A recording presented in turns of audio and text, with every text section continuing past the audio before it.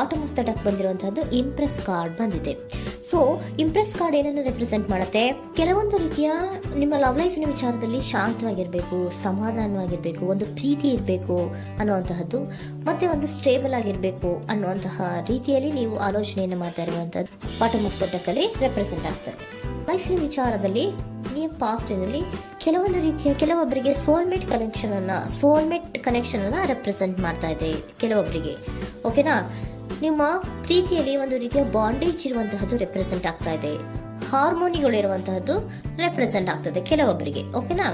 ಮತ್ತೆ ಕೆಲವೊಬ್ಬರಿಗೆ ನಿಮ್ಮ ಲವ್ ಲೈಫ್ನ ವಿಚಾರದಲ್ಲಿ ಥರ್ಡ್ ಪಾರ್ಟಿ ಸಿಚುಯೇಷನ್ ಅನ್ನ ರೆಪ್ರೆಸೆಂಟ್ ಆಗ್ತಾ ಇದೆ. ಓಕೆನಾ? ಥರ್ಡ್ ಪಾರ್ಟಿ ಸಿಚುಯೇಷನ್ಸ್ ಅನ್ನ ರೆಪ್ರೆಸೆಂಟ್ ಮಾಡ್ತದೆ ನಿಯರ್ ಪಾಸ್ಟಿನಲ್ಲಿ ನಿಮಗೆ. ನೆಕ್ಸ್ಟ್ ಕಾರ್ಡ್ ಬಂದಿರುವಂತಹದ್ದು ಪೇಜ್ ಆಫ್ ಸೋರ್ಟ್ಸ್ ಬಂದಿದೆ. ಥರ್ಡ್ ಕಾರ್ಡ್ ಬಂದಿರುವಂತಹದ್ದು ಯಾವುದು? ನಿಮಗೆ ಪೇಜ್ ಆಫ್ ಸೋರ್ಟ್ಸ್ ಬಂದಿದೆ. ಸೊ ಕ್ಯೂರಿಯಾಸಿಟಿ ಇದ್ದಂತಹ, ನಿಮ್ಮ ಲವ್ ಲೈಫಿನ ವಿಚಾರದಲ್ಲಿ ಒಂದು ಕ್ಯೂರಿಯಾಸಿಟಿ ಇದ್ದಂತಹ, ಒಂದು ರೀತಿಯ ಬಾಂಡೇಜ್ ಇದ್ದಂತಹ, ಸ್ವಲ್ಪ ನೀವು ಮಾತಾಡಿರುವಂತಹ ಸಾಧ್ಯತೆಗಳು ರೀಸೆಂಟ್ ಪಾಸ್ಟ್ ನಲ್ಲಿ ರೆಪ್ರೆಸೆಂಟ್ ಆಗ್ತಾ ಇದೆ. ಸೊ ನಿಮ್ಮ ಲವ್ ಲೈಫಿನ ವಿಚಾರವಾಗಿ ಒಂದು ರೀತಿಯ ಬಾಂಡೇಜ್ ಇರುವಂತಹದ್ದು, ನೀವು ಕೆಲವೊಬ್ಬರಿಗೆ ಥರ್ಡ್ ಪಾರ್ಟಿ ಸಿಚುಯೇಷನ್ ಮತ್ತೆ ಕೆಲವೊಬ್ಬರಿಗೆ ಸೋಲ್ಮೇಟ್ ಕನೆಕ್ಷನ್ ಅನ್ನ ರೆಪ್ರೆಸೆಂಟ್ ಮಾಡ್ತಾ ಇದೆ. ಮತ್ತೆ ನಿಮ್ಮ ಲವ್ ಲೈಫಿನ ವಿಚಾರದಲ್ಲಿ ನೀವು ಮಾತಾಡಿರುವಂತಹದ್ದು ಕೂಡ ಕೆಲವೊಂದು ರೀತಿಯ ಮಾತುಕತೆಗಳು ಆಡಿರುವಂತಹದ್ದು, ಹೊಸ ಐಡಿಯಾಗಳನ್ನ ಮಾಡಿರುವಂತಹದ್ದು ಇಲ್ಲಿ ರೆಪ್ರೆಸೆಂಟ್ ಆಗ್ತದೆ. ಮೇ ಬಿ ನೀವು ಫ್ರೆಂಡ್ಸ್ಗಳ ಮೂಲಕ ನೀವು ನಿಮ್ಮ ಪರ್ಸನ್ ಅನ್ನ ಭೇಟಿಯಾಗಿರಬಹುದು. ಯಾವುದೋ ಕೆಲವೊಂದು ಫಂಕ್ಷನ್ಗಳಲ್ಲಿ ನೀವು ನಿಮ್ಮ ಪರ್ಸನ್ ಅನ್ನ ಭೇಟಿಯಾಗಿರುವಂತಹ ಸಾಧ್ಯತೆಗಳು ಇದೆ ಅನ್ನೋದನ್ನ ನಿಮ್ಮ ಪಾಸ್ಟ್ನಲ್ಲಿ ರೆಪ್ರೆಸೆಂಟ್ ಮಾಡ್ತಾ ಇದೆ.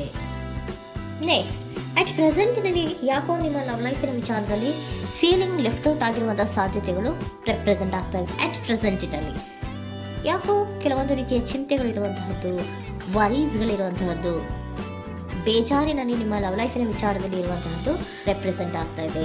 ಯಾಕೆ ಅಂದ್ರೆ ನಿಮ್ಮ ಲವ್ ಲೈಫಿನ ವಿಚಾರವಾಗಿ ಕೆಲವೊಂದು ರೀತಿಯ ಬದಲಾವಣೆಗಳಾಗ್ತಾ ಇರುವಂತಹದ್ದು ರೆಪ್ರೆಸೆಂಟ್ ಆಗ್ತಾ ಇದೆ. ಯಾಕೋ ಕೆಲವೊಂದು ಚೇಂಜಸ್ಗಳಾಗ್ತಾ ಇರೋದ್ರಿಂದ ನೀವು ಬೇಜಾರಿನಲ್ಲಿ ಇರುವಂತಹದ್ದು, ನಿಮ್ಮ ಲವ್ ಲೈಫಿನ ವಿಚಾರವಾಗಿ ಯಾಕೋ ಪರಿಸ್ಥಿತಿಗಳು ಅಷ್ಟು ಚೆನ್ನಾಗಿಲ್ಲದೆ ಇರುವಂತಹದ್ದು ರೆಪ್ರೆಸೆಂಟ್ ಆಗ್ತಾ ಇದೆ. ಯಾಕೋ ಕೆಲವು ಬದಲಾವಣೆಗಳು, ಚೇಂಜಸ್ಗಳು ಆವಾಗಿಂದ ಆವಾಗಲೇ ಆಗ್ತಾ ಇರುವಂತಹದ್ರಿಂದ ನಿಮಗೆ ಬೇಜಾರಾಗಿರುವಂತಹದ್ದು ರೆಪ್ರೆಸೆಂಟ್ ಆಗ್ತಾ ಇರೋದು. ಮತ್ತೆ ಥರ್ಡ್ ಕಾರ್ಡ್ ಬಂದಿರುವಂತಹದ್ದು ಕ್ವೀನ್ ಆಫ್ ವ್ಯಾಂಡ್ಸ್ ಬಂದಿದೆ. ಸೊ ಕ್ವೀನ್ ಆಫ್ ವ್ಯಾಂಡ್ಸ್ ಏನಕ್ಕೆ ನಿಮಗೆ ಪದೇ ಪದೇ ಚೇಂಜಸ್ಗಳಾಗ್ತಾ ಇದೆ? ಆ ಚೇಂಜಸ್ಗಳಿಂದ ಯಾಕೋ ಕೆಲವೊಂದು ರೀತಿಯ ವೇರಿಯೇಷನ್ಗಳು ಆಗ್ತಾನೆ ಇರೋದ್ರಿಂದ ನಿಮಗೆ ಬೇಜಾರಾಗ್ತಾ ಇದೆ.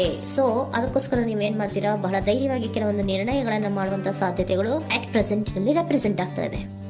ಬಹಳಷ್ಟು ಧೈರ್ಯದಿಂದ ಇಂಡಿಪೆಂಡೆಂಟ್ ಆಗಿ ಕೆಲವೊಂದು ನಿರ್ಣಯಗಳನ್ನ ಮಾಡಬೇಕು ಅನ್ನುವಂತಹ ಆಲೋಚನೆಗಳನ್ನ ಮಾಡ್ತಾ ಇರುವಂತಹದ್ದು ರೆಪ್ರೆಸೆಂಟ್ ಆಗ್ತಾ ಇದೆ. ಯಾಕೆ ಅಂದ್ರೆ ಆವಾಗಿನ ಅವಾಗೆ ನಿಮ್ಮ ಲವ್ ಲೈಫಿನ ವಿಚಾರದಲ್ಲಿ ತುಂಬಾ ಏರುಪೇರುಗಳಾಗ್ತಾ ಇರೋದ್ರಿಂದ ಆ ವಿಚಾರದಲ್ಲಿ ಸ್ವಲ್ಪ ಬೇಜಾರುಗಳು ಇರುವಂತದ್ದು ರೆಪ್ರೆಸೆಂಟ್ ಆಗ್ತದೆ. ಇನ್ ಇಮಿಡಿಯೇಟ್ ಫ್ಯೂಚರಿನಲ್ಲಿ ಯಾಕೋ ನೀವು ಕೆಲವೊಂದು ವಿಚಾರಗಳಲ್ಲಿ ನೋಡಿ ಆತಂಕ ಪಡ್ತಾ ಇರುವಂತಹ, ಎಗೇನ್ ಬೇಜಾರನ್ನ ಪಡ್ತಾ ಇರುವಂತಹದ್ದು, ನಿದ್ರಾಹೀನತೆಯನ್ನ ಮಾಡ್ಕೋತಾ ಇರುವಂತಹದ್ದು, ಸ್ಟ್ರೆಸ್ಸಿನಲ್ಲಿ ಇರುವಂತಹದ್ದು ರೆಪ್ರೆಸೆಂಟ್ ಆಗ್ತಾ ಇದೆ. ಕೆಲವೊಂದು ನಿರ್ಣಯಗಳನ್ನು ತಗೊಳ್ಳುವಂತಹ ಸ್ಟ್ರೆಸ್ಗಳಲ್ಲಿ ಇರುವಂತಹದ್ದು ಕೆಲವೊಬ್ಬರಿಗೆ ಯಾಕೋ ಇಮಿಡಿಯೇಟ್ ಫ್ಯೂಚರ್ ನಲ್ಲಿ ಕೂಡ ರೆಪ್ರೆಸೆಂಟ್ ಆಗ್ತಾ ಇದೆ. ಆದ್ರೆ ಫ್ಯೂಚರ್ ನಲ್ಲಿ ನೀವು ಏನ್ ಮಾಡ್ಬೇಕಾಗಿತ್ತು? ಸೊ ಕ್ವಿಕ್ ಥಿಂಕಿಂಗ್ ಅನ್ನ ಮಾಡ್ಬೇಕಾಗಿತ್ತು. ಕೆಲವು ವಿಚಾರಗಳ ಬಗ್ಗೆ ನೀವು ಫೋಕಸ್ ಅನ್ನ ಮಾಡ್ಬೇಕಾಗಿತ್ತು. ಏನಾಗ್ತಾ ಇದೆ ನಮ್ಮ ಲವ್ ಲೈಫಿನ ವಿಚಾರದಲ್ಲಿ ಅನ್ನೋದನ್ನ ಫೋಕಸ್ ಅನ್ನ ಮಾಡಿದ್ರೆ ನಿಮ್ಮ ಲವ್ ಲೈಫಿನ ವಿಚಾರದಲ್ಲಿ ಕೆಲವೊಂದು ರೀತಿಯ ಫುಲ್ಫಿಲ್ಮೆಂಟ್ಗಳು, ಸಮಾಧಾನಗಳು, ಖುಷಿಗಳು ಇರುತ್ತೆ. ಯಾವಾಗ ನೀವು ಫೋಕಸ್ ಅನ್ನ ಮಾಡೋದಿಲ್ವೋ ಆಗ ನಿಮ್ಗೆ ಮತ್ತಷ್ಟು ಆತಂಕಗಳು, ಬೇಜಾರುಗಳು ಆಗುವಂತ ಸಾಧ್ಯತೆಗಳು ಇದೆ. ಇದು king of swords, nine of swords ಇನ ಕ್ಲಾರಿಫಿಕೇಶನ್ ಕಾರ್ಡ್ ಅಷ್ಟೇ. ಅಂದ್ರೆ ಏನು?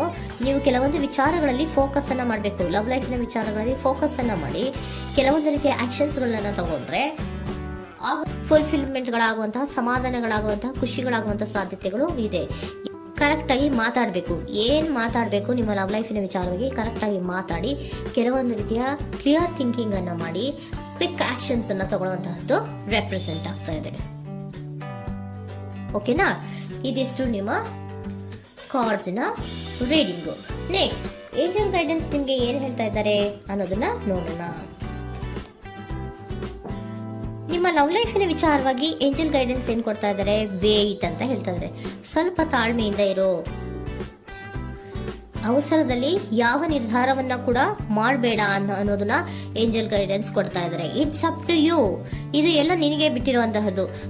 ಬೇಗ ಬೇಗ ಕೆಲವೊಂದು ನಿರ್ಧಾರಗಳನ್ನ ಕ್ವಿಕ್ ಥಿಂಕಿಂಗ್ ಅನ್ನ ಮಾಡಿದ್ರು ಕರೆಕ್ಟ್ ಆಗಿ ಕ್ಲಿಯರ್ ಥಿಂಕಿಂಗ್ ಅನ್ನ ಮಾಡಬೇಕು. ಸೊ ಕ್ಲಿಯರ್ ಥಿಂಕಿಂಗ್ ಅನ್ನ ಮಾಡೋದಕ್ಕೆ ಲವ್ ಲೈಫ್ ನ ವಿಚಾರವಾಗಿ ಸ್ವಲ್ಪ ಟೈಮು ಬೇಕಾಗುತ್ತೆ. ಅದಕ್ಕೋಸ್ಕರನೇ ಏಂಜಲ್ ಗೈಡೆನ್ಸ್ ನಿಮ್ಗೆ ಏನ್ ಕೊಡ್ತಾ ಇದ್ದಾರೆ, ಸ್ವಲ್ಪ ವೇಟ್ ಮಾಡಿ.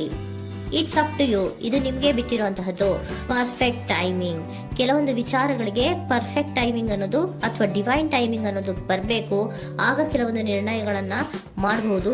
ಸ್ವಲ್ಪ ನೀವು ಈಗ ಯಾವುದೇ ರೀತಿಯ ಅವಸರದ ನಿರ್ಧಾರಗಳನ್ನು ಮಾಡೋದು ಬೇಡ ಅಂತ ಹೇಳ್ತಾ ಇದ್ದಾರೆ. ಓಕೆ, ಸರೆಂಡರ್ ಕಾರ್ಡ್ ಏನ್ ಹೇಳ್ತಾ ಇದ್ದಾರೆ ಅನ್ನೋದನ್ನ ನೋಡೋಣ. So surrender frustration doesn't open any doors. The key to resolving a dilemma, dissolving a block, is to take a breath, center yourself and regroup, so may approach the situation more calmly. Frustration, ಹತಾಶೆ ಅನ್ನೋದು ಮಾಡ್ಕೋಬೇಡಿ. ಹತಾಶೆ ಮಾಡ್ಕೊಳ್ಳೋದ್ರಿಂದ ನಿಮ್ಗೆ ಯಾವುದೇ ರೀತಿಯ ಹೊಸ ಐಡಿಯಾಗಳು ಬರಲ್ಲ, ಹೊಸ ಥಿಂಕಿಂಗ್ಗಳು ಬರಲ್ಲ, ಕ್ಲಿಯರ್ ಥಿಂಕಿಂಗ್ ಅನ್ನು ಮಾಡಕ್ಕೆ ಸಾಧ್ಯ ಆಗಲ್ಲ. ಸೊ ಅದಕ್ಕೆ ನೀವೇನ್ ಮಾಡಬೇಕು, ಫ್ರಸ್ಟ್ರೇಷನ್ ಅನ್ನ ಬಿಟ್ಬಿಟ್ರೆ ನೀವು ಸಮಾಧಾನವಾಗಿ ಯೋಚನೆ ಮಾಡಿ ಕೆಲವೊಂದು ನಿರ್ಧಾರಗಳನ್ನ ಮಾಡಿ ಅನ್ನೋದನ್ನ ಸರೆಂಡರ್ ಕಾರ್ಡ್ ಕೂಡ ನಿಮ್ಗೆ ಹೇಳ್ತಾ ಇದ್ದಾರೆ. ಸೊ ನಿಮ್ಮ ಲವ್ ಲೈಫಿನ ವಿಚಾರದಲ್ಲಿ ಈಗ ಸ್ವಲ್ಪ ನಿಮ್ಗೆ ಬೇಜಾರುಗಳಿರುವಂತಹದ್ದು, ಕೆಲವೊಂದು ಬದಲಾವಣೆಗಳು, ವೇರಿಯೇಷನ್ಗಳು ಆಗ್ತಾ ಇರುವಂತದ್ದು ರೆಪ್ರೆಸೆಂಟ್ ಆಗ್ತಾ ಇದೆ. ಸೊ ನಿಮ್ಮ ಲವ್ ಲೈಫಿನ ವಿಚಾರಕ್ಕೆ ಫ್ಯೂಚರಿನಲ್ಲಿ ಕೆಲವೊಂದು ಆಕ್ಷನ್ಸ್ ಅನ್ನ ತಗೋಬೇಕಾದ್ರೆ ಸ್ವಲ್ಪ ವೇಟ್ ಮಾಡಬೇಕು, ಕ್ಲಿಯರ್ ಆಗಿ ಥಿಂಕ್ ಮಾಡಬೇಕು, ಅದರಲ್ಲಿ ಆಕ್ಷನ್ಸ್ ಅನ್ನ ತಗೋಬೇಕು ಅನ್ನೋದನ್ನ ಹೇಳ್ತಾ ಇದ್ದಾರೆ. ಓಕೆನಾ? ಆಗ ಮಾತ್ರ ನಿಮ್ಗೆ ನಿಮ್ಮ ಎನರ್ಜಿಯಲ್ಲಿ ಏನ್ ಶಾಂತತೆ ಬರಬೇಕು ಅಂತ ಹೇಳ್ತೀರಲ್ಲ, ಆ ಶಾಂತತೆ ಏನ್ ಬರಬೇಕು, ಲವ್ ಲೈಫಿನ ವಿಚಾರವಾಗಿ ಶಾಂತತೆ ಯಾವಾಗ ಬರುತ್ತೆ ಅಂದ್ರೆ ನೀವು ಕ್ಲಿಯರ್ ಥಿಂಕಿಂಗ್ ಅನ್ನ ಮಾಡಿದಾಗ ಮಾತ್ರ ಬರುವಂತಹದ್ದು ಅನ್ನೋದು ಕಾರ್ಡ್ಸ್ ಗಳಲ್ಲಿ ರೆಪ್ರೆಸೆಂಟ್ ಆಗ್ತದೆ.